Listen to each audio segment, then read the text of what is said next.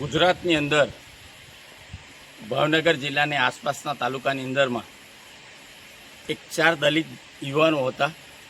દુકાને પહોંચ્યા અને નાના બાળકથી કદાચ એ પાકેટ નથી તોડાયું અને એમાં એ દલિત પરિવારે એ ભાઈએ એવું કીધું કે બેટા રહેવા દે, આ પાકેટ હું તોડી લઉં છું. એ સંદર્ભમાં એ જ પરિવારના લોકોએ સાંભળી અને આ 4 પરિવાર પર ઘાતક હુમલો કર્યો અને એવો ઘાતક હુમલો કર્યો છે કે ના પૂછે વાત.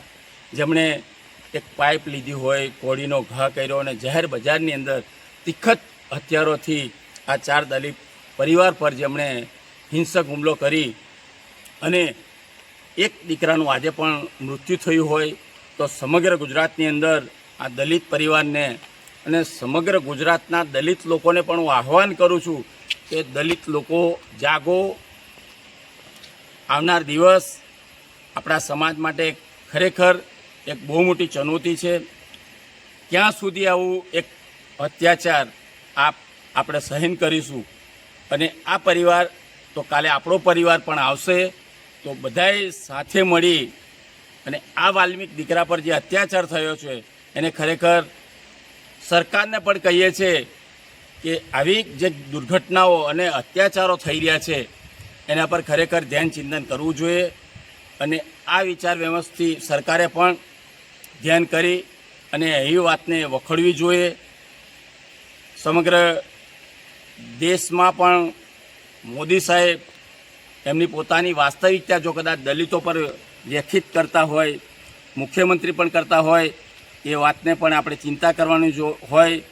આજે પણ હું જે એરિયામાં રહું છું, ટેચ્યુ ઓફ યુનિટીમાં રહું છું, ટેચ્યુ ઓફ યુનિટીનો તાલુકા પંચાયતનો સદસ્ય છું અને ત્યાં પણ અમારા આદિવાસીઓના ક્યાંક ઝૂંપડાઓ, ક્યાંક દુકાનો તૂટતી હોય ત્યાં પણ એ સંવેદનશીલ સરકાર, જેમણે કે એક બહુ મોટી ખ્યાતિ હોય કે અમે આ દેશનો વિકાસ કરીએ છીએ, ગતિશીલ ગુજરાત છે, આ ભારતીય જનતા પાર્ટીનો એક સોગંદ છે.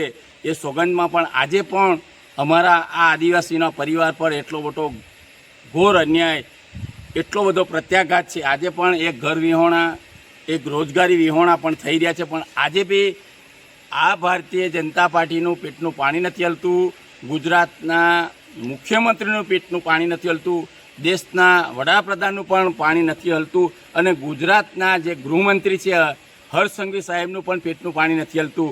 હું તો એવું કહું છું કે ખરેખર આ દુઃખદ બાબત કહેવાય કે આ દલિતો અને આદિવાસીઓ પર આ દેશમાં શું તમે વિચારી રહ્યા છો?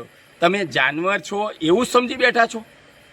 દલિત આદિવાસીને તમે કઈ રીતે વિચારી શકો છો? એ હું ખરેખર આ ગૃહમંત્રીને, આ રાજ્યના ગૃહમંત્રીને કહું છું, દેશના ગૃહમંત્રીને પણ કહું છું અને વડાપ્રધાનને પણ કહું છું કે તમે સમજી શું બેઠા છે? આદિવાસી અને દલિતો પર અવારનવાર આવા જે અત્યાચારો બની રહ્યા છે એને ખરેખર કઈ રીતે તમે જુઓ છો? અમે વારંવાર પડકારીએ છીએ. મિસ્ટર જિગ્નેશ મેવાણી એક MLA છે, એક શિડ્યુલ કાસ્ટના છે.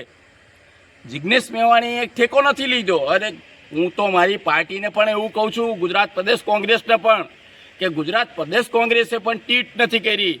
અમારા સ્ટેચ્યુ ઓફ યુનિટીની અંદર જે ઘટનાઓ બની રહી છે એના પર પણ ગુજરાત પ્રદેશ કોંગ્રેસ સમિતિના નેતાઓએ પણ ટીટ નથી કરી. હું અમિતભાઈ ચાવડાને પણ કહીશ, પરેશ ધાનાને પણ કહીશ કે આવા લોકો કેમ ટીટ નથી કરતા, કેમ અમારી પડખે નથી રહેતા, એવું મારી નિવેદન કરું છું. તાલુકા પંચાયત સદસ્ય નરેશભાઈ સોલંકી.